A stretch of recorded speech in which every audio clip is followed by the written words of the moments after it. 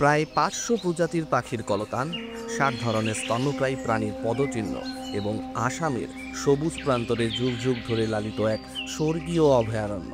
Thumbnail আর title দেখে আপনি আগেই জেনে গিয়েছেন আমি কোন স্বর্গের কথা বলছি। পূর্ব হিমালয়ের পাদদেশে অবস্থিত মানস ন্যাশনাল পার্ক শুধুমাত্র ভারতের সম্পদ নয়, এটি একটি আন্তর্জাতিক প্রাকৃতিক ঐতিহ্য। ভারত ভুটানের সীমান্তে বিস্তৃত এই ফরেস্ট উত্তরে রয়্যাল মানস জাতীয় উদ্যানের সাথে সংযুক্ত হয়ে একটা অখণ্ড বন্যপ্রাণী করিডর গঠন করেছে। দেশ ভাগের ইতিহাসের চেয়েও প্রাচীন এই বন বাক্সা এবং চিরাং জেলা জুড়ে বিস্তৃত। আসামের বহু প্রাচীন অধিবাসীদের মধ্যে অন্যতম বোরো ট্রাইবের সবচেয়ে পুরনো আবাসস্থল এই অঞ্চল। তারা চীন ও তিব্বতের সীমান্ত অঞ্চল থেকে বিভিন্ন পর্বত ও গিরিপথ অতিক্রম করে প্রায় 1000 বছর ধরে এই এলাকায় বাস করছেন। আগের এপিসোডে দেখেছেন আমি আর মলয়দা দুজনে ওরাং টাইগার রিজার্ভ ঘুরে চলে এসেছি মানস ন্যাশনাল পার্কে। এই জঙ্গলে প্রবেশের 3টে প্রবেশদ্বার, পানবাড়ি, বাঁশবাড়ি ও ভুঁইয়াপাড়া। তার মধ্যে পর্যটকদের সবচেয়ে প্রিয় প্রবেশদ্বার বাঁশবাড়ি গেটের কাছেই একটা জঙ্গল রিসোর্টে আমাদের এনেছেন আমাদের ট্রাভেল অপারেটর সৌগত দা। ওরাং থেকে একদিন আগে এসে পৌঁছালো আমাদের থাকার সুন্দর ব্যবস্থা উনি করে দিয়েছিলেন। নতুন একটা রিসর্টে এসেছি, এর নাম florican resort, florican cottage actually. আর এটা ওই সৌগতদাই আমাদের ব্যবস্থা করে দিয়েছে। আমরা খেয়ে দিয়ে আজকে একটা ফুল ডে সাফারিতে বেরিয়ে যাব, সঙ্গে আপনাদের নিয়ে যাব।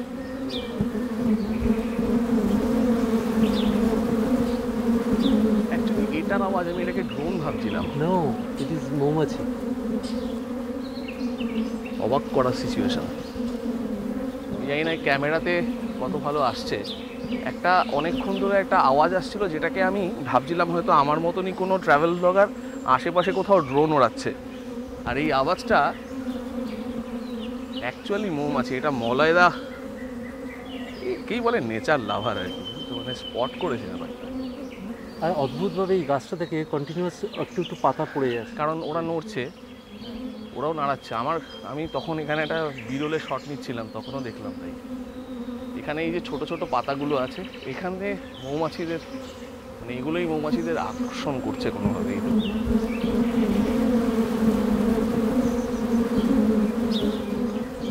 এই গাছটা কিন্তু দেখে ন্যাড়া মনে হচ্ছে, আসলে ন্যাড়া নয়। আমি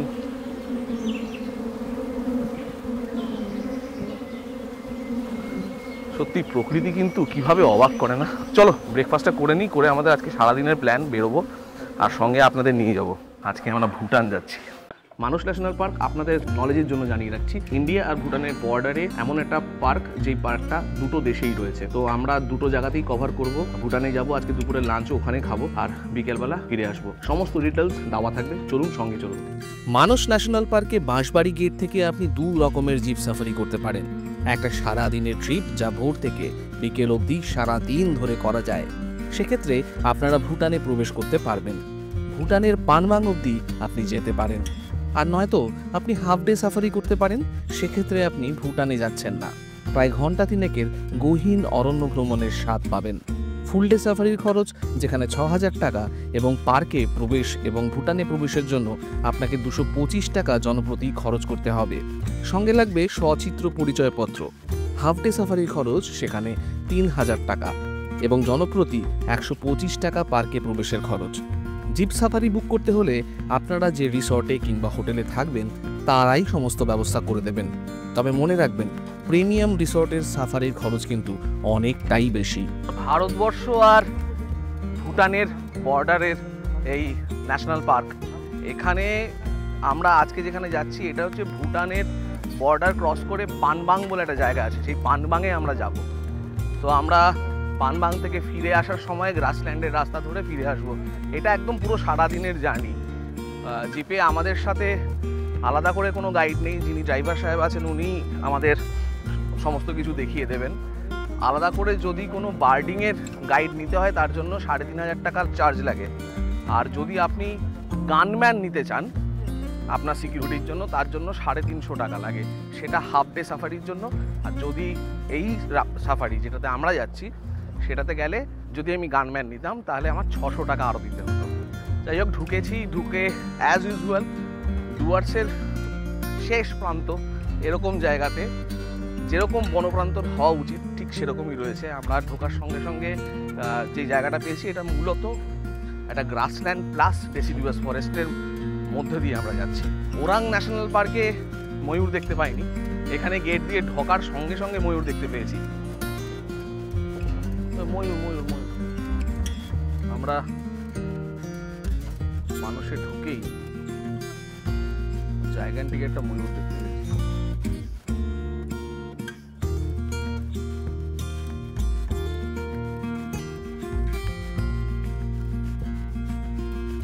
সাফারি শুরু হয়েছে, এদিক সেদিক তাকাতে তাকাতে আমরা চলেছি। দিগন্ত বিস্তৃত গ্রাসল্যান্ড, তারই মাঝে প্রচুর শিমুল গাছ দাঁড়িয়ে। মাইলখানেক পথ ধরে দেখলাম এক ভারী অদ্ভুত দৃশ্য। প্রায় প্রতিটা শিমুল গাছের গায়ের ছাল কিংবা বাকল চেঁছে কেটে নেওয়া হয়েছে। আসামের জঙ্গলে গন্ডারের সুবিধের জন্য কিংবা রয়্যাল বেঙ্গল টাইগারের সুস্থ পরিবেশের জন্য গ্রাসল্যান্ডের বিশেষ যত্ন নেওয়ার জন্যই এই গাছগুলো নাকি এইভাবে রাখা হয়েছে। হ্যাঁ, আমি যেটা বলছিলাম যে মানুষ কিভাবে বুদ্ধি রাখে গ্রাসল্যান্ডটাকে রক্ষা করার জন্য, যে শিমুল গাছগুলো যে গ্রাসল্যান্ডকে ক্ষতি করছে, কারণ একটা শিমুল গাছের থেকে তুলো উপর থেকে বীজ পড়ে আবার আরেকটা শিমুল গাছ তৈরি হয়, এতে গ্রাসল্যান্ডের প্রচণ্ড ক্ষতি হয়। সেই জন্য গ্রাসল্যান্ডটাকে রক্ষা করার জন্য মানুষ যে বুদ্ধি করেছে তাতে তারা গাছটাকে গোড়ার ছালটাকে কেটে নেয় এবং গোল করে পুরোটা কেটে নেয়, যাতে মাটির নিচে শিকড়ের রসটা উপরে আসে না। তাতে গাছটা শুকিয়ে যাবে আস্তে আস্তে এবং গাছটা মরে যাবে। এই বুদ্ধির জন্য তাতে কি হলো, সরকারি যে আইন আছে যে গাছ কাটা যাবে না সেটাকেও ম্যানেজ করা গেল। গাছ তারা কাটছে না অ্যাকচুয়ালি লিগালি, এবং গাছটা আস্তে আস্তে মরে যাবে কয়েক মাস বা কয়েক বছর পরে, সেটাকেও তারা এনশিওর করলো যে গ্রাসল্যান্ডটা রক্ষা হলো। সো আমি ভাবি মানুষের কত অসাধারণ বুদ্ধি, হ্যাঁ, যে তারা কোনো একটা জিনিসকে রক্ষা করতে চাইলে কিভাবে তারা করতে পারে অ্যাকচুয়ালি, সেটাই বলার ছিল। খুব অদ্ভুত লাগলো ব্যাপারটা দেখে। মলয়দা যখন মানুষের বুদ্ধির ব্যাপারে খুব সংবেদনশীল হয়ে পড়েছিল, তখন চলন্ত গাড়ি থেকেই আমি দেখতে পেলাম একজোড়া বনমোরগের, একটা কাছে আর একটা একটু দূরে। সাইজ দেখে বেশ লোভ হচ্ছিল। খপ করে ধরে যদি হালকা কষিয়ে নেওয়া যায়। পর মুহূর্তেই মনে পড়ল বন্য আইনে জেলে যাওয়াটা খুব একটা বুদ্ধিমানের হবে না। মলয়দা বলেছে মানুষের খুব বুদ্ধি, আমারও মানুষের মতন বিচার বুদ্ধি রাখা উচিত। যদিও আমার বউ আমাকে অন্য কিছুই মনে করে, থাক সে কথা। মোরগটা মাটি খুঁড়ে খুঁড়ে পোকামাকড় উদরস্ত করছিল। তবে হ্যাঁ, তার পালকের রং বেশ রাজকীয়। নেহাত মোরগ বলে অতটা কদর বোধহয় নেই। মোনাল হলে এই পাখি কিন্তু মোনালিসার মতন কদর পেত। মোরগ আর ময়ূর দেখতে দেখতে আমরা একটা অপেক্ষাকৃত সরু করিডরে ঢুকে পড়লাম। এদিকটায় লম্বা লম্বা সিটা গাছের জঙ্গল, সায়েন্টিফিক নাম ল্যাগাস্ট্রোমিয়া পারভিফ্লোরা। এখানে প্রবেশের পর প্রচুর পাখি দেখলাম, কিন্তু আমার মোবাইলের ক্যামেরায় কিছুই ধরতে পারলাম না। তবে একটা কথা বলি, যেহেতু আমি মোবাইলে ভিডিও করি, ব্লগ করি, তো আমি খুব ভালো পাখির ছবি তো এটাতে তোলা সম্ভব নয়। তো যেটা বলার সেটা হচ্ছে কি, যারা সত্যি সত্যি বার্ড ভালোবাসেন, মানে পাখি ভালোবাসেন, আর যারা বার্ডিং করেন, তাদের কিন্তু মানস স্বর্গরাজ্য। আমরা আধা ঘন্টা মতন হয়েছে জার্নি করেছি, এখনও অবধি আমরা প্রায় অন্তত 20-25টা স্পিসিস দেখে ফেলেছি। কিন্তু সেটা যে আমি মানে ছবি তুলবো সেটা আমার পক্ষে পসিবল হয়নি। যারা আসবেন তারা অবশ্যই বার্ডিংয়ের জন্য কোনো স্পেশালাইজড গাইড নিয়ে তবেই জঙ্গলে ঢুকুন, দুর্দান্ত ছবি পাবেন, বিশ্বাস করুন। কিন্তু একটা এমারেল্ড ডাফকে পাতার ফাঁকে কিভাবে জানি চোখে পড়ে গেল। সবুজে সবুজ মিশে আছে। পাখিটা ঘাড় ঘুরিয়ে এদিক সেদিক দেখছিল। এদিকে অজান্তেই আমাদের সাফারির গাড়ির সিটে একটা ব্লুমেন্ট বেটল এসে বসেছে। দারুণ দেখতে। এদের সায়েন্টিফিক নাম ক্রেসেলিনা কোয়ারোলেন্স। সে তার মতনই বসে রইল, আমরা আমাদের মতনই চললাম। একটু এগোতেই আবার দাঁড়াতে হলো। এবার চোখে পড়লো একটা মালাবার জায়ান্ট স্কুইরাল, কামড়ে কামড়ে কিছু একটা খাচ্ছে। মোবাইলের ক্যামেরাতে বেশ ধরাও পড়েছে, কি জানি একটা খুঁজছে। এক ডাল থেকে আরেক ডালে লাফিয়ে চলে গেল। আমরা ঘুরতে ঘুরতে চলে এসেছি বেকি নদীর ধারে। এই বেকি নদীর ধারে এইখানটায় হচ্ছে গিয়ে 3 মাইলের টাওয়ার। এখানে লোকজনকে দাঁড় করানো হয় না। এই বেকি নদীর পাশ দিয়ে আমাদের অনেকটা রাস্তায় যেতে হবে। বেকি নদী কিন্তু এখানকার খুব ইম্পর্টেন্ট একটা নদী এই মানসের। আমি আগে কখনো দেখিনি, এই প্রথম তার দর্শন হলো। কিন্তু নদীতে এক ফোঁটাও জল নেই, রিভার বেড প্রায় ফাঁকা, অনেক দূর থেকে গেছে। আসলে বর্ষাকালে এখানে প্রচুর জল হয় স্বাভাবিকভাবে, ফ্লাড ল্যান্ড। আর বর্ষাকালে এই জঙ্গল বন্ধও থাকে, এখানে এসে সেই নদীর দৃশ্য দেখতে পাওয়া যাবেও না।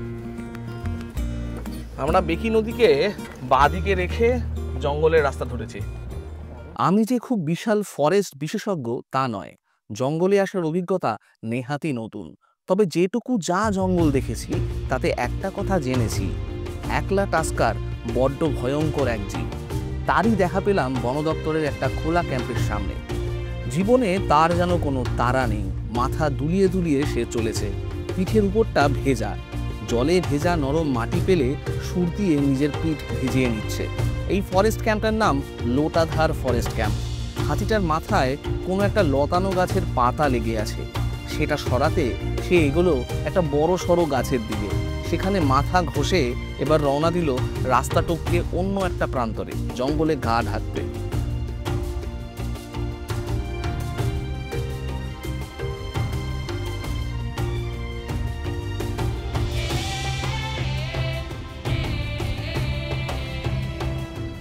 এতগুলো সাফারি করেছি জীবনে, যবে থেকে ট্রাভেল ফিল্ম মেকিংয়ের কাজ করছি, যবে থেকে এই ট্রাভেল ব্লগ করছি, আমি কোনোদিনও কোনো ওয়াইল্ড এলিফেন্ট এত কাছ থেকে এতক্ষণ ধরে, তাও আবার একটা দাঁতাল, যেটা কিনা একা, দাঁতাল হাতি কিন্তু চার্জ করতে পারি। ইনফ্যাক্ট আমরা চলে আসার সময় একটু চার্জও করেছে, যেটা ডান দিক থেকে, আমি তুলতে পারিনি। কিন্তু মানে কি বলবো, মানে আমার মন খুশি হয়ে গেছে, মানে দুর্দান্ত লেগেছে, দুর্দান্ত। মানে বলে না, মানে কিছু কিছু জিনিসে ভাগ্য। কালকের দিনটা খুব খারাপভাবে শেষ হয়েছিল, আজকের দিনটা দারুণ করে শুরু হলো। কেমন লাগছে আমি বলে বোঝাতে পারবো না, সব কিছু শব্দ দিয়ে ব্যক্ত করা যায় না। আর ফরেস্টে আসা মানেই যে সবসময় অ্যানিম্যাল সাইটিং হবে এটা নয়, যেমন, কিন্তু অ্যানিম্যাল সাইটিং হলে আনন্দ যে কি হয় সেটা আমি আর মলয়দা এখন বুঝতে পারছি। কি মলয়দা?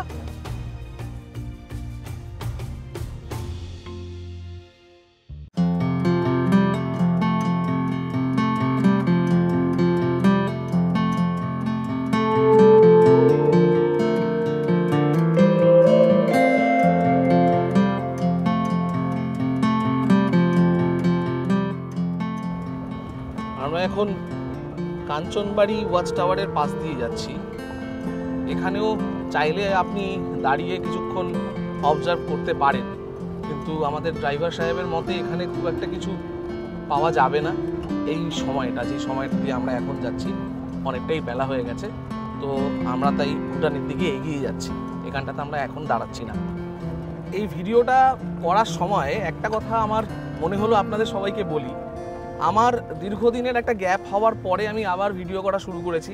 যারা আমার শুভানুধ্যায়ী দেখছেন বা যারা আমাকে পছন্দ করেন, যারা আমাকে সোশ্যাল মিডিয়াতে ফলো করেন, যারা আমাদের ভিডিও দেখেন, তাদের কাছে আমার একটা অনুরোধ, আপনারা যারা কলকাতা এবং সাউথ ক্যালকাটা, বিশেষত সাউথ ক্যালকাটার আশেপাশে থাকেন, আমার এই অদ্ভুত শখ, এই যে ট্রাভেল ফিল্ম মেকিংয়ের শখ, এখান থেকে আমার যে রোজগার কিছু হচ্ছে সেরকম নয় এখনও অবধি। খুব একটা রোজগার যে বিশাল কিছু হচ্ছে যেটা দিয়ে আমি এই কাজটা আমি চালিয়ে যেতে পারি সেটা নয়। আমাকে আপনারা সাহায্য করতে পারেন, কিন্তু টাকা আমার চাই না ডাইরেক্টলি, কেউ আমাকে টাকা দিয়ে সাহায্য করুক সেটা আমি চাই না। আমার নিজের রুজি রোজগারের জন্য আমার একটা ব্যবসা রয়েছে। আমি নিজস্ব কমার্শিয়াল ফিল্ম মেকিংয়ের কেরিয়ার ছেড়ে দিয়েছি, তার পিছনে নানান কারণ রয়েছে, কিন্তু আমার এই যে পেট চালানোর যে কাজ, সেটা একটা ক্যাটারিংয়ের ব্যবসা। আপনারা যদি গুগলে গিয়ে সার্চ করেন Revaz caterer, REVAZ, Revaz caterer, আমরা সাউথ ক্যালকাটাতে অনেক দিন ধরে কাজ করছি, 2019 সাল থেকে কাজ করছি, এবং 500-600 লোকের কাজও আমরা করি। আপনাদের বাড়িতে কোনো শুভ অনুষ্ঠানের কাজে যদি কখনো ক্যাটারারের দরকার হয় আমাকে একটু জানাবেন। আমার ফোন নাম্বার আপনি খুব সহজেই পেয়ে যাবেন, এই ভিডিও ডেসক্রিপশন বক্সেও দিয়ে দেবো। আপনারা যদি চান আপনাদের বাড়ির কোনো অনুষ্ঠানের কাজ, সেটা 50 জনের কাজ হোক, 100 জনের কাজ হোক, 300, 400, 500, বিয়ে, বৌভাত, অন্নপ্রাশন, জন্মদিন, যে কোনো কিছুতে বলতে পারেন। আপনার করা এই সাহায্যটা আমার প্রচণ্ড হেল্প হবে, কারণ আমি ক্যাটারিং করে যা রোজগার করি তাতেই আমার সংসারে যেটুকুনি আমি হেল্প করতে পারি, তাতেই আমার এই ট্রাভেলের জার্নি সম্পন্ন করতে পারি। আর এইটুকুনি রিকোয়েস্ট, যদি মনে হয় আপনার বন্ধু বান্ধব আত্মীয় স্বজন কাউকে রেকমেন্ড করবেন, সেটাও করতে পারেন। জার্নি করতে করতে মনে হলো একবার আপনাদের বলি, কোনোদিন বলিনি, এবার প্রথম বললাম। আশা করি আপনারা বুঝতে পারবেন কেন বলছি। এটা বিজ্ঞাপন করছি বা এরকম কোনো কিছু নয়, এটার উপর ভিত্তি করেই আমার এই যত শখ, আমার ঘোরার শখ, দেশ দুনিয়া দেখার শখ, আইসল্যান্ড যাওয়ার শখ, এই পুরোটাই এটার উপর ডিপেন্ড করে আছে। টাকা ছাড়া তো কোনো কিছু হয় না বলুন। যাই হোক, আমরা চলতে থাকুন সঙ্গে। আমরা যেতে যেতে দেখলাম আরেকটা স্কুইরেল, বিশাল বড় একটা লেজ নাড়িয়ে ওখানে গাছে ঝুলে ঝুলে খাচ্ছে। মানে এদের স্বভাবটা অনেকটা পান্ডাদের মতো, মানে খাচ্ছে যখন কিভাবে খাচ্ছে সেটা নিজেরাও দেখছে না আর কি। মাথা নিচু করে, লেজ নিচু করে একটা ইউ হয়ে পড়ে আছে। এবার ঘাড় ঘুরিয়ে আমাদের দিকে দেখছে। আসামের বুকের গভীরে সবুজ বনভূমি ভেদ করে এগিয়ে চলেছি মাথানগুড়ির উপত্যকায়। মানুষের পাতার সমুদ্র যেন আদিম পৃথিবীর নিঃশ্বাস, নিস্তব্ধ অথচ জীবন্ত। প্রতিটা গাছ, প্রতিটা ছায়া যেন অতীতের কোনো প্রহরী, পাহারা দিচ্ছে যুগ যুগান্তরের রহস্য। সামনে নদী, ওপারে পাহাড়, অন্য দেশ, অন্য পতাকা, তবু বাতাসের গন্ধ এক। মুহূর্তে গায়ে কাটা দেয়। বুঝি আমি সীমান্ত বেরোচ্ছি, কিন্তু প্রকৃতি জানে না কোন সীমা। এটাই এই বনের মাধুর্য। আমরা আসবো যাব, কিন্তু বনটা, এই অরণ্য চিরন্তন। এই যে পাহাড়টা দেখছেন, বেকি নদী বয়ে যাচ্ছে, ভুটান থেকে এসছে। এটা ভুটানের পাহাড়, এখান থেকে বয়ে এসছে ইন্ডিয়াতে চলে গেছে। জায়গাটা কিন্তু দারুণ সুন্দর লাগলো। আর এখানেই একমাত্র আপনি গাড়ি থেকে নামতে পারবেন। আর আমরা যেহেতু ভুটান যাব, আর এদিক থেকে যে রাস্তাটা গেছে, যেখান থেকে আমরা এলাম, এরকম পাহাড়ের রাস্তা উঠে গেছে, আমরা চলে যাব পাম্বাং। চলো। মাঠানগুড়িতে যারা আপনারা আসবেন তারা খেয়াল রাখতে পারেন, মানসে কিন্তু রিভার রাফটিংয়েরও অপশন রয়েছে। আমি একটা ওয়েবসাইটের অ্যাড্রেস দিয়ে দেবো, সেখান থেকে আপনারা চাইলে কিন্তু এখানে করতে পারেন রিভার রাফটিং। একটা বোটে ওরা 10 জনকে নিয়ে চলে যেতে পারে। দারুণ সুন্দর ব্যবস্থা রয়েছে, কিন্তু ওটা কিন্তু একদিন আগে থেকে বুকিং করতে হয়। এখানে এসে বুকিং করলে হবে না। ঠিক এখানে নদীর এখান থেকেই স্টার্ট হচ্ছে। আমরা করছি না, আমরা এবার যাব ভুটানে। এই আমাদের চেকপোস্টের রাস্তা, এখান থেকে আমরা ঢুকছি। এখানে আমাদের ডকুমেন্টস দেখিয়ে ঢুকতে হবে। পাহাড়ি রাস্তায় একটু এগোতেই খুব সুন্দর করে সাজানো মানস হেরিটেজ সেন্টারে কিছুক্ষণ সময় কাটালাম আমরা। এখানে ছোট্ট একটা ক্যান্টিনে চা পাওয়া যায়, আর হাতে চা নিয়ে বেকি নদীর গর্ভে তাকিয়ে সময় কেটে যায় দিব্যি। নদী এখানে অলসভাবে বয়ে গেছে। এখানেই হেরিটেজ সেন্টারের 2 তলায় একটা ছোট্ট প্রদর্শনী রয়েছে। মানুষ এবং তার জীববৈচিত্র্য সম্পর্কে জানতে জায়গাটা ঘুরে দেখতে পারেন। কথা দিচ্ছি দারুণ লাগবে। ভালো লাগলো, এই দাদার সাথে আলাপ হলো। আপনার নামটা একটু বলে দিন সবাইকে, আপনার নামটা বলে দিন। এখানেই আলাপ হলো বাঙালি একজন ড্রাইভারের সাথে। উনি কলকাতায় গেলেও কলকাতা কখনো ঘুরে দেখেননি। ওনাকে কলকাতায় আসার আমন্ত্রণ জানিয়ে আমরা রওনা দিলাম পামবাংয়ের উদ্দেশ্যে। সামনে বেশ খানিকটা চড়াই উতরাই রাস্তা আমাদের পেরোতে হবে। আমরা মাঠানগুড়িতে যেখানে চা খেলাম, সেখান থেকে 560 মিটার দূরে এখানেই চেকিং হবে।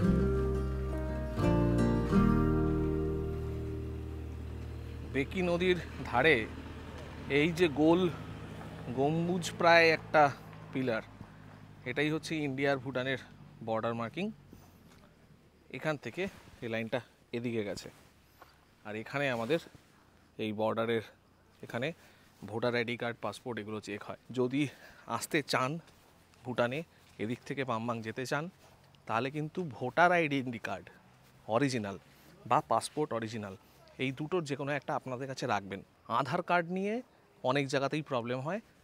আমি যতদূর জানি আধার কার্ড কিন্তু এখানে অ্যাকসেপ্টেড নয়। তাই যখন আসবেন অবশ্যই অবশ্যই এই জিনিসটা মাথায় রাখবেন। মাথানগুড়ি ট্যুরিস্ট ইনফরমেশন সেন্টার তারপরে হচ্ছে গিয়ে বর্ডার থেকে আমরা যে যাব পাংবাং ব্রিজ অবধি রাস্তাটা 13 কিলোমিটার। এই পুরো রাস্তাটাতে আপনি একদম পিন ড্রপ সাইলেন্ট একটা দুনিয়ার মধ্যে থাকবেন। আর গ্র্যাভেল দিয়ে তৈরি রাস্তা, এই রাস্তায় কিন্তু মাঝে মধ্যেই ধস নামে, তো সেইটা মাথায় রাখবেন। যখন বৃষ্টি হবে তখন কিন্তু এই রাস্তা দিয়ে ফেরার সময় একটু সাবধানে থাকবেন। চেষ্টা করবেন দিনের আলো ফুরোতে এই রাস্তাটা ক্রস করে যাওয়ার। এখানে অন্ধকারে থাকাটা খুব একটা বুদ্ধিমত্তার পরিচয় হবে না। আমরা যেহেতু বাঁশবাড়িতে এসেছি, কারণ এখান থেকেই শুধুমাত্র হাতি সাফারি হতো, আর এখন ভুঁইয়াপাড়া থেকেও হাতি সাফারি হচ্ছে। ওখানে নতুন এলিফ্যান্ট ক্যাম্প তৈরি হয়েছে, এটা নতুন ডেভেলপমেন্ট। যাই হোক, আজকে আমরা যাচ্ছি পাংবাং ব্রিজ অবধি। ওই ব্রিজ অবধিই আমাদের পারমিশন, তারপরে কিন্তু আমরা যেতে পারবো না। তারপর ফেরার পথে আমাদের ধান্দা যেটা, আমার আর মলয়দার বেস্ট প্ল্যান যেটা, সেটা হচ্ছে কি আমরা বিকেলের দিকে Indian portion of Manas national পার্কে একটু সাইডিং হওয়ার চান্স থাকে, তো সেটাকে আমরা টার্গেট করছি। আমরা খুব ভোরবেলা বেরোইনি, আমরা বেরিয়েছি একটু লেট করে, 8:30 নাগাদ বেরিয়েছি। আর আমরা এখানে ভুটান ঘুরে তারপরে আমরা যাব ইন্ডিয়ান পোর্শনে, আমরা একটু সময় কাটাবো। দারুণ সুন্দর লাগছে সাফারি করতে, শুধু না এখানকার যে ফরেস্টের টেক্সচারটা, এটা মানে আমাদের ইন্ডিয়ান পোর্শন অফ ডুয়ার্সের লাস্ট স্টেজ, তো দুর্ধর্ষ একটা অনুভূতি নিয়ে যাচ্ছি। কারণ ডুয়ার্সে আমি এত ঘুরেছি, শেষ অবধি এলাম। রাস্তায় বেশ কয়েকবার আপনাকে দাঁড়াতেই হবে। মলয়দার শরীরে তখন রঘু রাই ভর করেছেন। অ্যাস্থেটিক নদী নিয়ে তার মন বারবার ব্যাকুল হয়ে পড়েছে। বছরভর আইটির চাকরির চাপ এড়িয়ে অনাবিল সবুজে একটু ক্রিয়েটিভিটি মন্দ কি?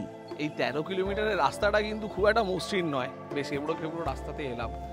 পানমাঙে এসে প্রথম পিচের মোড়াম দেওয়া রাস্তা দেখতে পেলাম, আর ওখান থেকে বেকি নদী গেছে, আর আমরা পানমাং গ্রামে এসে পৌঁছেছি। এখানেই আমাদের দুপুরবেলার খাবারের কিছু ব্যবস্থা করতে হবে। এখান থেকে খেয়ে আমরা তারপর আবার এই রাস্তাতেই ব্যাক করবো। আমরা এখানে কিন্তু যে রাস্তাটা এলাম 13 কিলোমিটার খুব একটা কিছু দেখতে পেলাম না, কয়েকটা পাখি ছাড়া। হ্যাঁ, পাখি যারা দেখতে চান তাদের জন্য স্বর্গরাজ্য, প্রচুর পাখি দেখতে পাবেন। আর পাহাড়, সবুজ, এটাই প্রাপ্য, এটাই পাওনা। আমরা এখান থেকে সামনে একটা ব্রিজ আছে, ওই ব্রিজ অবধি যাব। এরকম একটা গ্রামে একটা বাড়ি বানাও। আমার ভোটার আইডেন্টি কার্ড, মলয়দার পাসপোর্ট, আর আমার সঙ্গে ড্রাইভার দাদার অন্যান্য ডকুমেন্টস এখানে কিন্তু জমা করে রাখা হলো। আমরা যখন ফেরত যাব ওটা তবেই হাতে পাবো। এই রাস্তাটা একদম পিচের সুন্দর রাস্তা।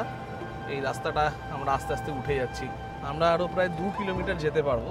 সেখানে একটা লোহার ব্রিজ আছে, ওই লোহার ব্রিজ অবধি লাস্ট পারমিশন।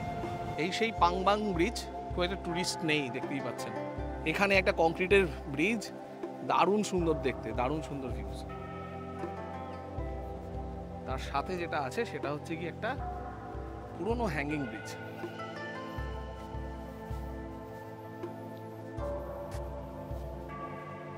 এই আপনাদের পানবান ব্রিজ, দুর্ধর্ষ এক্সপিরিয়েন্স।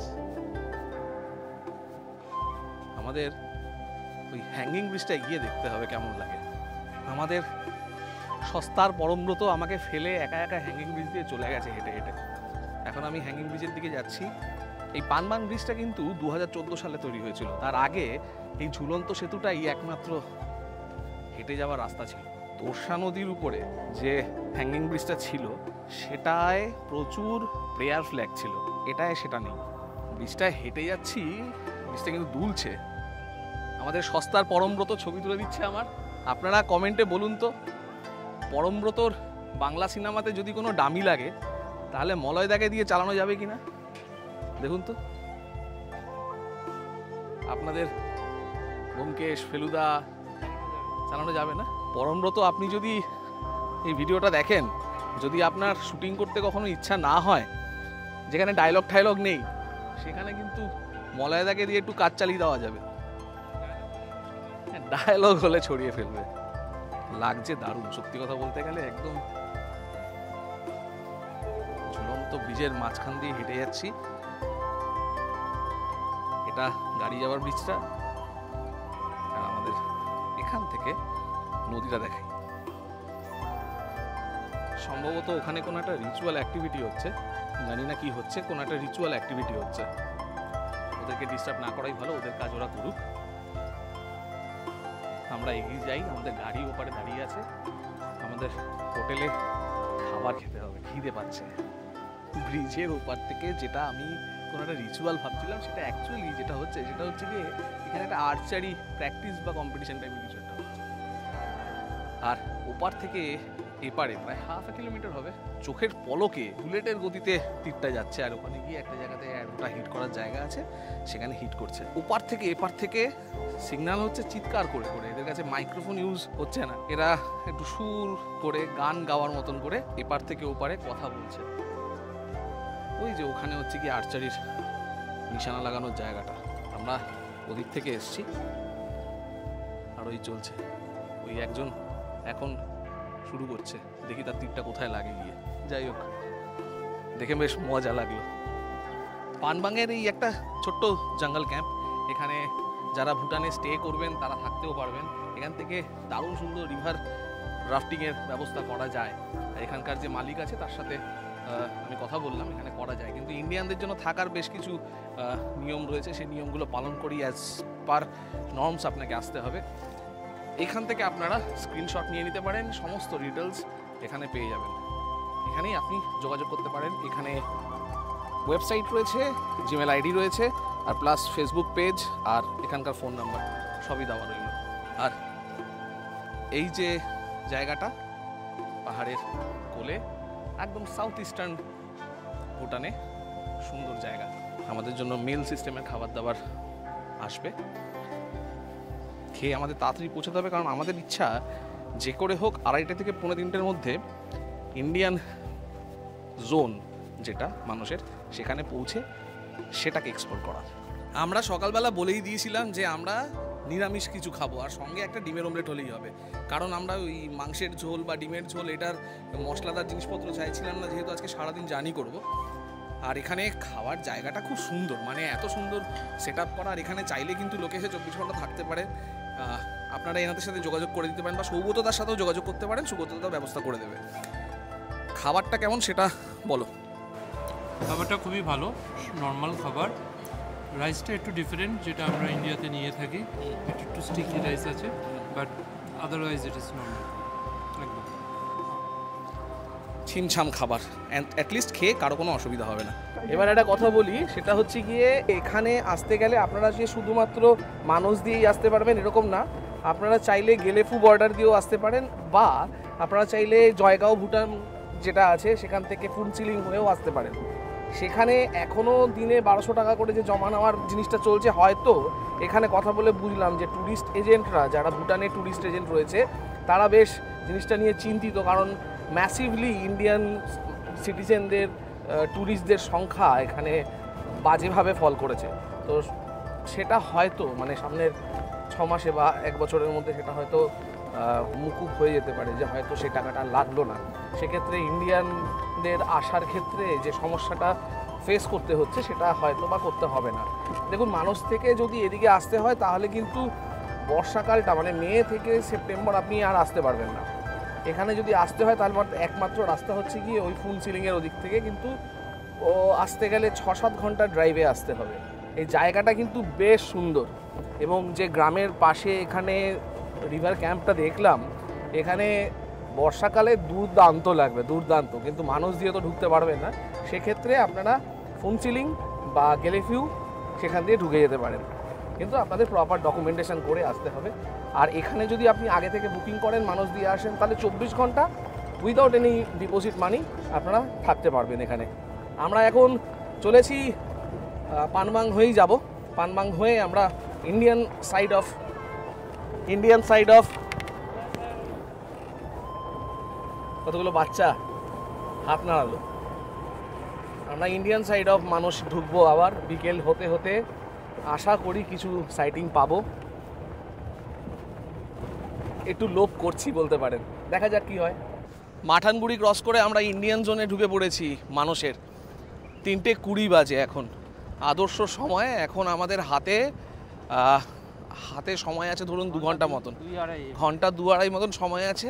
এর মধ্যে আমাদের আজকে যা দেখার দেখে নিতে হবে।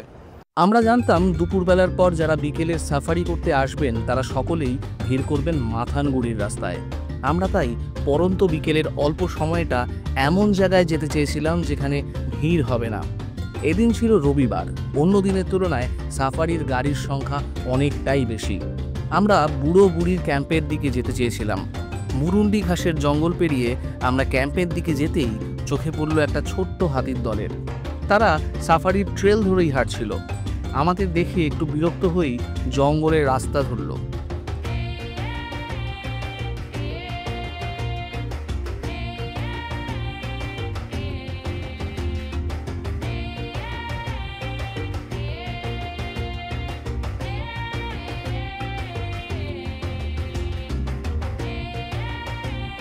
একটু পরেই আমরা এসে পৌঁছালাম ক্যাম্পের খোলা মাঠে। তখন সেটা হাতিদের দখলে। খোলা মাঠের মধ্যে হঠাৎ করে আমাদের দেখে তারা বেশ অবাক। প্রথমে একটু দূর থেকেই আমাদের দেখছিল। প্রায় 10-15 মিনিট এই ব্যাপারটা ঘটছিল।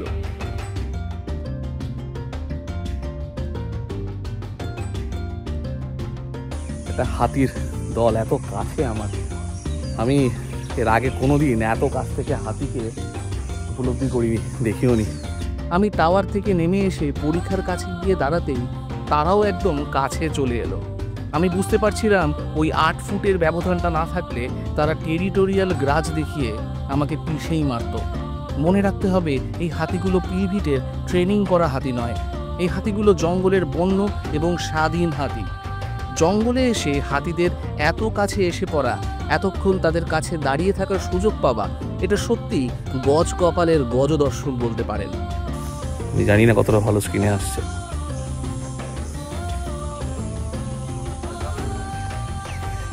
আমি এখানে ব্লগ করছি, এরকম একটা সিচুয়েশন। মানুষ ও তার গভীর ব্যাপ্তি একটা এপিসোডে তুলে ধরা আমার মনে হয় অনুচিত। এই পর্বে এইটুকুই। পরবর্তী পর্বে আরেকটু বেশি অ্যাডভেঞ্চার নিয়ে ফিরে আসবো খুব শিগগিরই। সঙ্গে মলয়দাকে নিয়ে আমি অনিকেত। আপনারা দেখছেন আমার ইউটিউব চ্যানেল অনিকেত আনকেস্ট। সঙ্গে থাকবেন, ভালো থাকবেন।